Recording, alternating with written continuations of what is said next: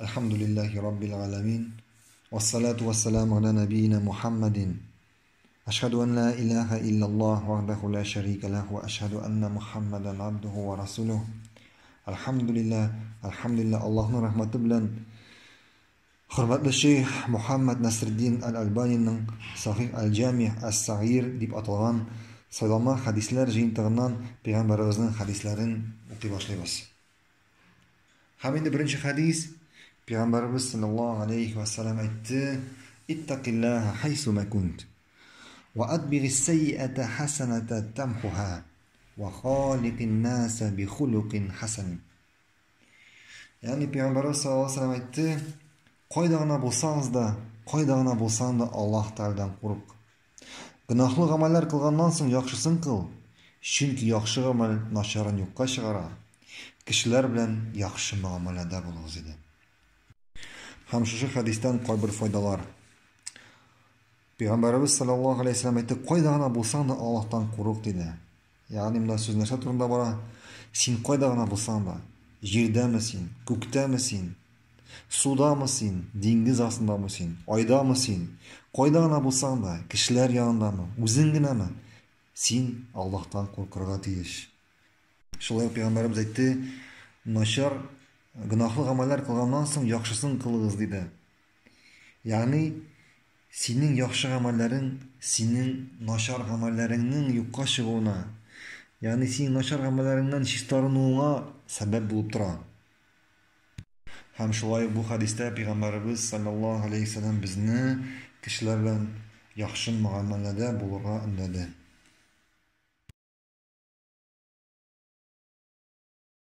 İkinci hadis: "Kâle aleyhissalatu vesselam: İttakullahi fi salati ve ma meleket eymânukum." Peygamberimiz sallallahu aleyhi ve sellem aytdı: "Namazınızga hem siz iya bulganlarga karata Allah'ı Teala'dan korkuguz" dedi.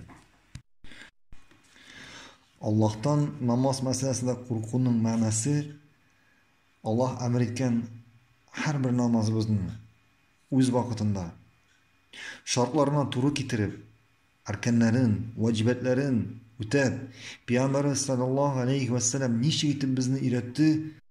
Mene şolay başkarı turunda söz bara. Hem indi iya bulganlarga karata Allah'tan korku mındayını söz kıllar turunda bara. Eğer demeger kimnin de bolsa kılı bar iken ul ana adil bulurga tiyiş. Adil bulurga tiyiş hem ana zulmuluk kitirүүден Allah'tan korkurga tiyiş. Kâle aleyhissalatu vesselam: "İttakun nâra velev bişikki temratin." Yani Peygamberimiz sallallahu aleyhi ve sellem Peygamberimizden sallallahu aleyhi ve sellem haber ettiler: "Özüňizni yartı kırma jimişi bilen gene bolsa da uttan saklagız." Özüňizni yartı kırma jimişi bilen bolsa da uttan saklagız. Söz näçe turunda bara? Yani Peygamberimiz sallallahu aleyhi ve sellem bizni şakırdı, ündedi närsege? Ameller kılırga. Ameller kılırga. Nindi ameller ol? Sadaka mı, namaz mı, uraza mı? Hatta kichkine amel bolsa da şul amelni kılırga şakırdı. Yani eğer de bugün senin kulundan kileyken, küçüň bar eken, karşında nindigine amel bulmazsın, sen onu kılırga tiyiş. Sen onu kılırga tiyiş. Зур ol, kichkine mi ol? Yani то есть нельзя халатно относиться к чему-либо. Sen onu kılırga tiyiş. Hatta barganda jilden näse bolsa alıp kuysan da sen işlerge tiyiş. Ne üçün? Çünkü sen bilmeysen. Köpmü senin ömrün kalganlar? Belki sen 5 minuttan indi koya kaytırsan, Allah yanayına kaytırsan. Belki sen Allah uzun ömür bergenler. Biz onu bilmeyiz. Lakin bugün senin amel kılırga küçüň, kuvvetin bar eken sen näse işlerge tiyiş? Sen onu işlerge tiyiş. Yaxşı ameller jıyırga tiyiş. Niye? Çünkü birazdan sen koya kaytasın. Allah karşına yanıp kaytasın. Allah karşına kaytasın. Anda kaytkaç ameller işler bula mı? Yok. Yok, bulmay. Mine sen suga karap turasın eken, su köpmer vaqtdan kay kite? Kite. Agıp kite. Ana ömrünü karagız turmuşuňyzni. Gün saýyn işli? Көн чыга, тиз җитә. Көн чыга, көч җитә. Һәм бу гамәл без белмибез. Кечкенә гамәлме ул, зур гамәлме ул? Син бу кечкенә гамәл эшлисең, бераздан ул нишләргә мөмкин? Зурга әйләнергә мөмкин. Шуңа күрә нинди генә гамәл булмасын, сез аны эшләргә тиешсез. Эшләргә тиеш, ашарга тиешсез. Чөнки син бүген эшли аласың, ә иртәгә бәлки син эшли алмассың. Бүген синең сәламәтлегең бар, иртәгә иртәгә синең сәламәтлегең юк. Бәлки син Аллаһ янына кайткач, синең шушы гамәлең сине Аллаһ Субханаһу Тәгалә шушы гамәлең аркасында сине каян коткарыр? Оттан коткарыр. Шушы бәләкәй генә гамәлең аркасында. Шулай начар гамәлне эшләгән сакланырга тиешсең. Бәлки син шушы начар гамәлне эшләп, шуннан соң ничек Аллаһ янына кайтып китерсең. Яки синең бәләкәй генә бу начар гамәлең ничәргә мөмкин? Зурга әйләнергә мөмкин. Шуңа күрә без нәрсәләргә тиешбез? Пәйгамбәр саллаллаһу алейһи ва сәлләм үзегезне ярты хөрмә җимеше белән булса да уттан коткарыгыз. Менә бүген синең көчеңнән килә икән, ярты хөрмә җимеше булса да садака биргә, син нәрсәләргә тиеш? Син аны бирергә тиеш. Бәлки син әйтә бирә алмассың. Аңладыгызмы сүзне бар? Һәм алда хадисыбыз قال عليه الصلاة والسلام أتم الوضوء ويل للأعقاب من النار dedi. Taharatni tiyishli ravishda jintiklab oling'iz. Ni o'kinishsin u kishilarga jahannam o'tidan. Ni o'kinishsin u kishilarga jahannam o'tidan dedi payg'ambarimiz sollallohu alayhi vasallam. Bunda so'z taharat turida bora. Agarda biror kishi taharat olganda taharat olirga tiyishli o'rnina biror yerdan suv akmisha qolsa, Alloh taolo shu o'rnin aning qiyomat kunida o'tda yondirga mumkin. Shunga ko'ra biz taharatni olganda jintiklab, har bir yerdan suv tiydirib olirga tiyishmiz. Ham bu so'rovda bu taharat masalasida oxirshikdan ikkinchi oxirshikka yo'naladilar. Ya'ni bir oxirshik yerni yetkirib olmay, oshiga salqin qori taharat masalasına ikinci ahırşik nişli, ikinci ahırşik artığından tış keraginden artığın kursata. Yani bilgani bir şey bizim sünnetimizde kile her bir taharat Allah sorunu 3 tapkır yorgan sünnetimizde kile. Eğer de birer kişi 3 mertebeden artık yuvayken 4 mertebe mi, 5 mertebe, 6 mertebe bu ana günah bulup yazılan. Günah bulup yazılan.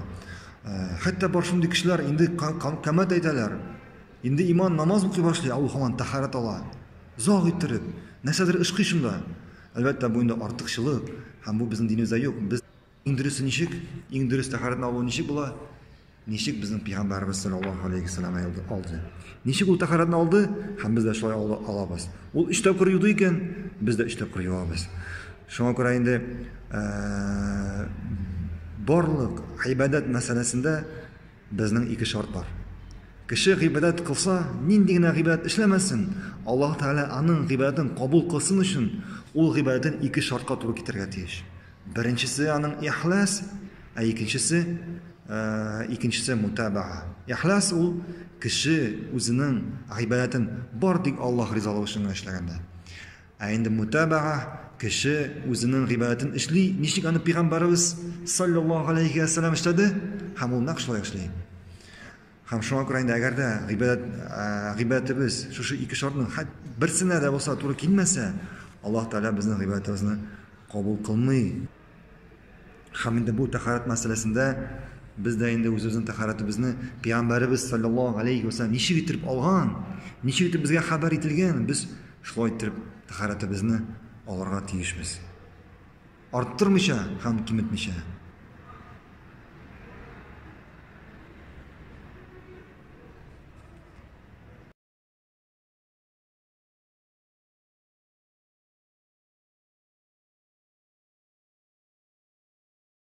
Beşinci hadisimiz قال عليه الصلاة والسلام اتقوا الظلم فإن الظلم ظلمات يوم القيامة.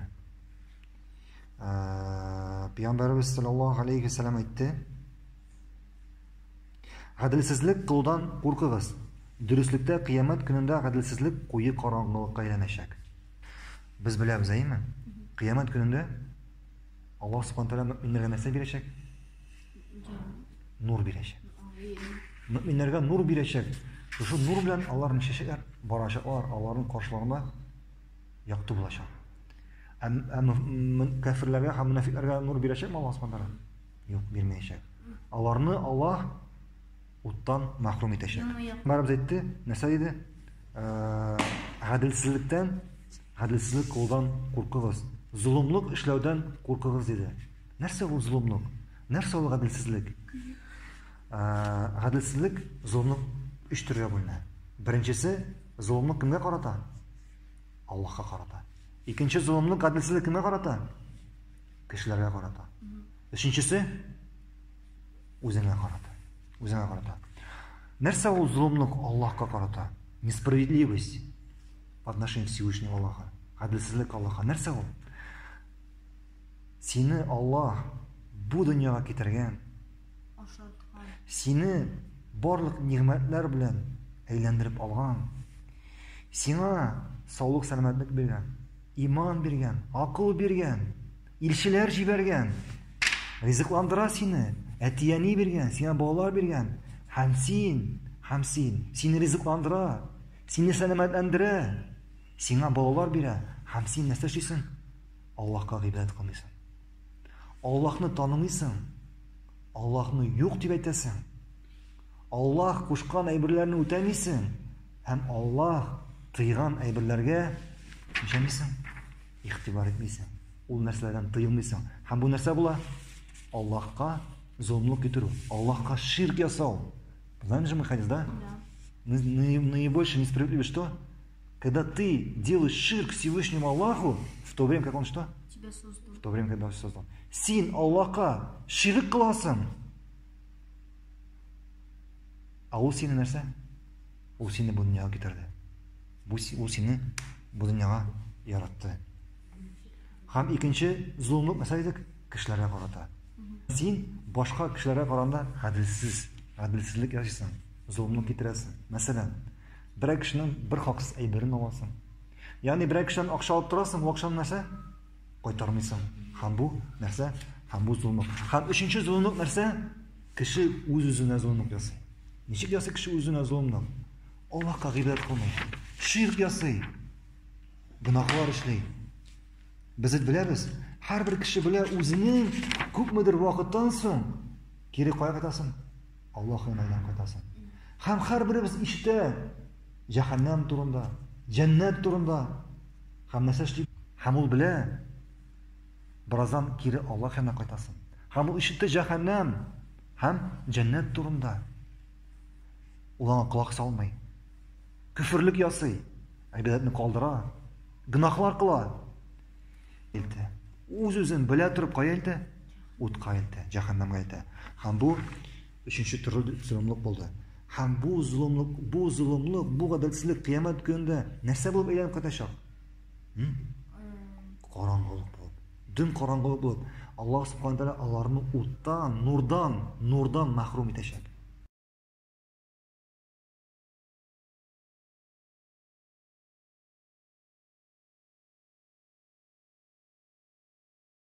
قال عليه الصلاة والسلام اتقوا الله وصلوا أرحامكم. Yani Peygamberimiz sallallahu aleyhi ve sellem aytты, нәрсә иде? Туганлык җипләрен үзмәгез иде. Туганлык җипләрен ныгытыгыз иде. Чөнки кемдә кем туганлык җибен үссә, бу аңа гөнаһ булып язылачак. Һәм Аллаһ Тәгалә аны азапка салачак. Һәм бу гөнаһ өчен Аллаһ Тәгалә бу дөньяда инде азабын җибәрергә мөмкин. Бу дөньяда инде азабын җибәрергә мөмкин. Шуңа күрә кеше туганлык җибен ныгытуга, туганлык җибен үзүдән куркырга тиеш. Туганлык җибен үзүдән куркырга тиеш. Һәм туганнар белән аралашуны, туганлык җибен ныгытуда тырышырга тиеш. Һәм әйттек, Аллаһ Тәгалә туганлык җибен үзгән өчен инде бу дөньяда азабын җибәрергә мөмкин. Һәм бу ике гөнаһ бар. Аллаһ Тәгалә бу дөньяда инде алар өчен шушы ике гөнаһ өчен азабын җибәрергә мөмкин. Нинди гөнаһ ул? Беренчесе туганлык җибен үзү, ә икенчесе зулымлык. Кайчан син кешегә, кемгә дә булса зулымлык эшлисең. Һәм әгәр дә бу ике гөнаһны берсен кеше эшләсә, Аллаһ Тәгалә бу дөньяда нәрсә? Аңа газабын җибәрергә мөмкин. Аңа газабын җибәрергә мөмкин. Һәм шуңа күрә Пәйгамбәрбез безне туганлык җебен ныгытырга чакырды.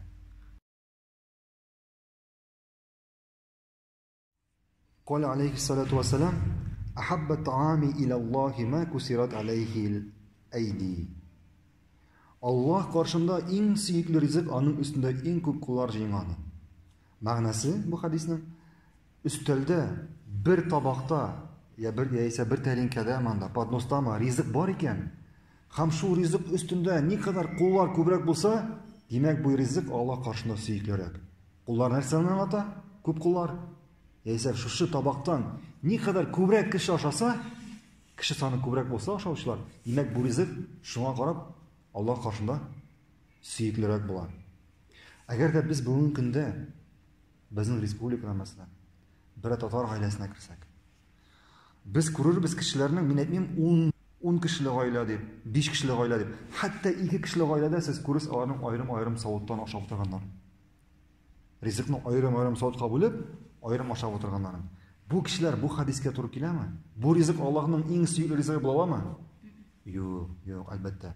Шуңа күрә без Аллаһ яраткан әйберне эшләр өчен эшләргә тиешбез. Бер ризыктан, ягъни бер савытка салып ризыкны, бер савытка салып, шул ризыктан бер савыттан ашасак, димәк, иншаллах бу ризык Аллаһ каршында иң сөйклесе була. Һәм ни хәле күбрәк кеше ашаса, шуның хәле бу ризык Аллаһ каршында сөйклерәк була. Хадисыбызда Пәйгамбәрбез саллаллаһу алейхи ва саллям әйтте: "Иза сами'тан нида фа'аҗиб да'i Аллаһ." Әгәр азан тавышын ишетәсең икән, сине намазга чакыручыга җавап бир. Галимнәребезнең фикере буенча иң дөрес фикер, әгәр дә берәр кеше азан ишетә икән, һәм бу кешенең нигезле сәбәбе юк икән, шәригатькә нигезләнгән нигезле сәбәбе юк икән, мәсәлән, авырмаса һәм башка шәригатькә нигезләнгән сәбәбе булмаса, бу кеше азанга җавап бирергә тиеш. Нәрсә аңлата бу?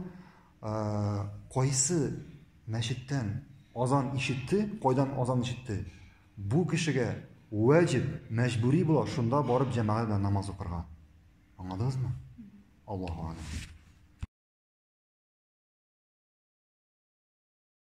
9-нчы хадисыбыз: "Ахаббу ибадиллахи илаллахи ахсанухум ахлаqa." Диде Пәйгамбәр саллаллаһу алейхи ва саллям, Аллаһ каршында кулларының иң сөйклесе, үзара иң яхшы ахлаклылары.